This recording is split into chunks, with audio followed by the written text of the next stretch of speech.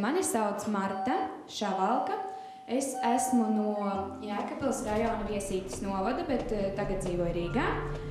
Mācos Latvijas kultūras koledžā. Kāpēc tieši man vajadzēja būt LMK zvaigznei? Tāpēc, ka ir vērts pamēģināt, un es domāju, ka es spēju sevi pierādīt. Un ar ko es nodarbojos? Esmu strādājoša studente, kā jau minēju, studēju Latvijas kultūras koledžā un strādāju par vilcienu pavadoni Sijā L-Expresses, kā arī nodarbojos ar DJingu. Esmu DJ TM. Labvakar, mīļie skatītāji! Šovakar mēs atrodamies LMK ēterā, kur tūlīt tiks pasniegta gada balva tādās nominācijās kā Šaursliežu dzelzceļš, Mazā Alma rāvā bradā basām kājām krasta malā, šis žagaru saišķis nav mans žagaru saišķis. Paldies. Paldies. Šitā ļoti laba lapiņa. Viņus vajadzēs vēl. Kāpēc mēs viņu neesam izmantojuši?